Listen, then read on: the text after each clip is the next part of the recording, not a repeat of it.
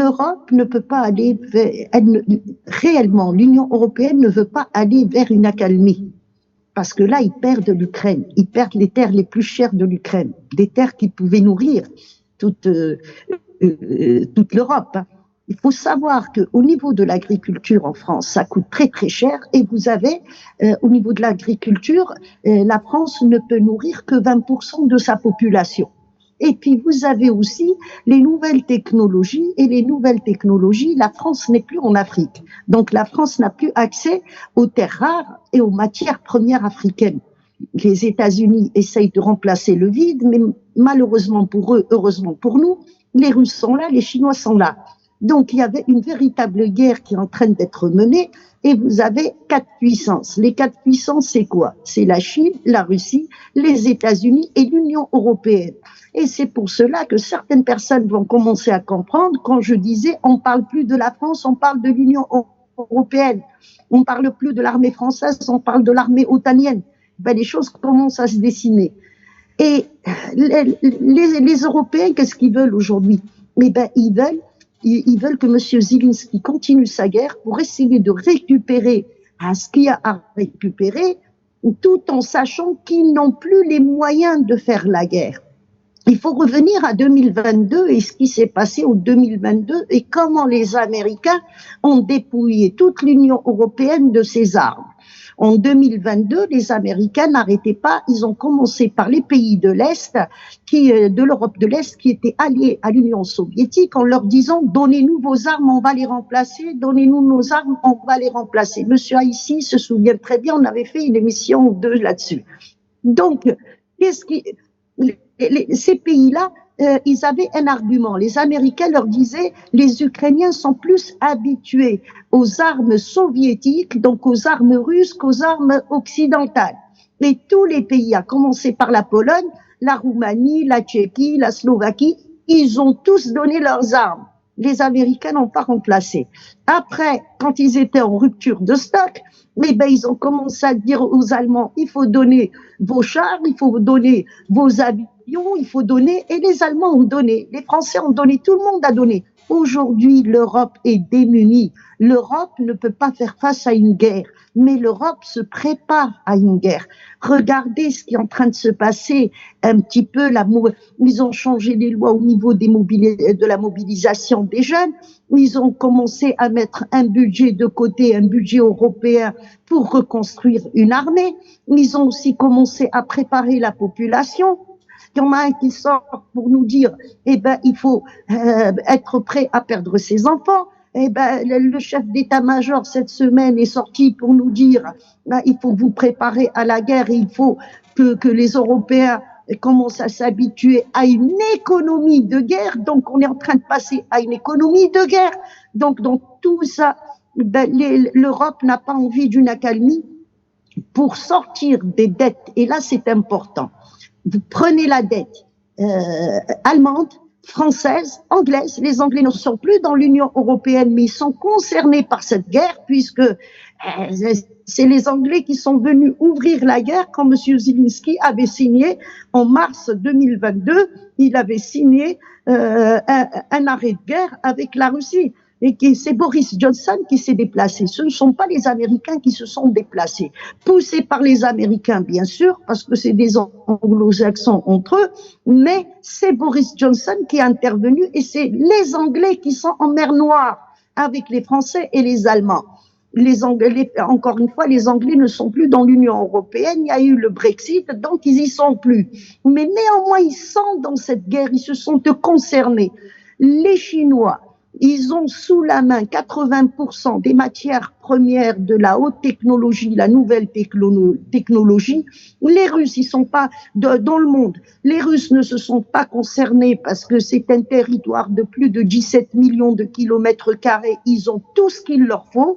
Et puis les Américains, ils sont en retard, d'où l'invasion et puis l'enlèvement de Monsieur Maduro.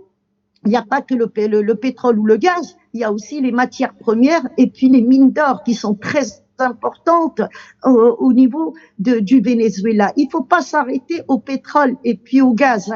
faut voir les richesses qu'il y a à côté. Donc, dans tout ça, les Européens sont en descente libre, ils sont en chute libre, ils sont en perdition de leur pouvoir et hégémonie internationale, d'autant plus qu'ils sont menacés par Trump, hein, par rapport au Groenland, où il y a encore des richesses, et puis le Groenland permet à l'Union européenne d'avoir accès au pôle Nord. Donc, dans tout ça, l'Union européenne est en train de comprendre qu'elle n'a plus aucun pouvoir, qu'elle n'est plus une force. Ça fait depuis 1945, ils se défendent via les Anglais. Il y avait le côté, bien sûr, de l'Europe de l'Est, qui était sous domination soviétique, et puis après l'effondrement du mur de Berlin, et puis l'effondrement aussi de l'Union soviétique, ils ont rejoint le clan de l'Ouest, mais qui est lui-même sous domination américaine, à partir de la fabrication des armes jusqu'aux nouvelles technologies. Il restait la France qui avait un peu de pouvoir, et ben la France a vendu même tous ses brevets aux Américains. Aujourd'hui, pour réparer un sous-marin français, il faut faire appel aux Américains parce que les brevets n'appartiennent plus à la France. Et ben l'Union européenne essaye de trouver un arrangement, mais essaye de menacer la Russie. Mais je crois que dans tout ça, ce qu'ils ont d'ailleurs, Madame von der Leyen l'a dit, il faut essayer de se préparer d'ici 5 ans. Mais d'ici 5 ans, eh ben, le monde aura changé et l'Union européenne ne sera plus aussi importante qu'elle l'est aujourd'hui, parce que l'Union européenne, pour moi, je vis en Europe depuis 35 ans, eh ben, l'Union européenne est sous domination américaine. L'Union européenne subit le colonialisme américain, qui détient tous les pouvoirs jusqu'au, on peut le dire, le Parlement européen, von der Leyen a été mise là par les Américains et c'est elle qui prend toutes les décisions. Donc ce qui s'est passé, ce qui se passe en Europe, pour moi, n'a aucune incidence. Les endroits stratégiques, les territoires stratégiques, les axes maritimes, eh ben, l'Union européenne n'est pas concernée.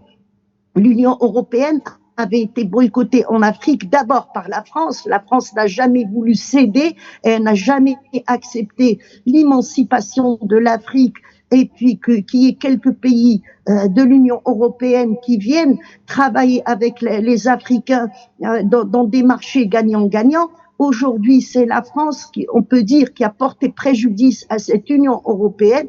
Donc, le seul pays qui pourra s'en sortir et qui avait une autre vision, mais vraiment une autre vision par rapport à l'Afrique, et qui a défendu l'histoire des migrants en disant on va aider l'Afrique, les migrants à rester chez eux et on change notre politique, c'est l'Italie. Et l'Italie avance bien en Afrique. En dehors de ça, eh ben, je crois, je peux le dire, quand on regarde la géographie du monde et les pays qui sont en train de revenir, comme l'Iran, comme la Turquie aussi, et on peut parler aussi de l'Italie, c'est le retour des empires. Le retour des empires, l'empire chinois, l'empire russe, l'empire perse aussi, l'empire turc.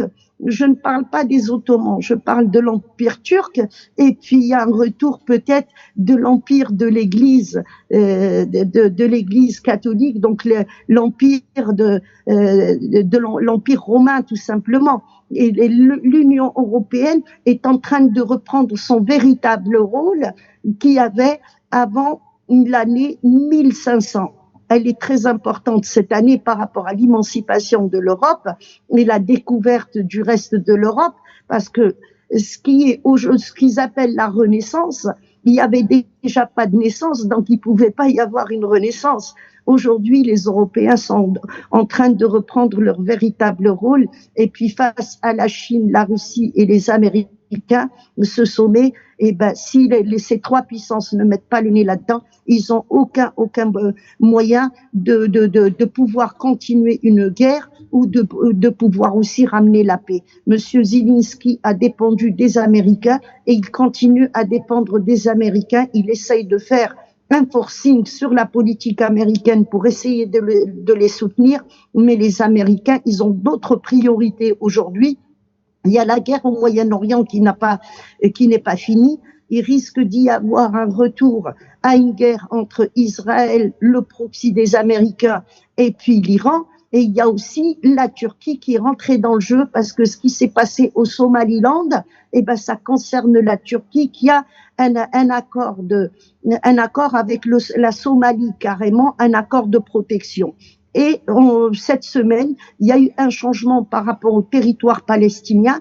Les Turcs qui étaient exclus complètement de rétablir la paix à Gaza et de rentrer avec les forces qui doivent reconstruire Gaza, il y a 3 jours, ça a été accepté et les Américains, ils veulent bien céder la place aux Turcs, contrairement à ce qui était dit avant, c'était l'Union européenne qui devait être là.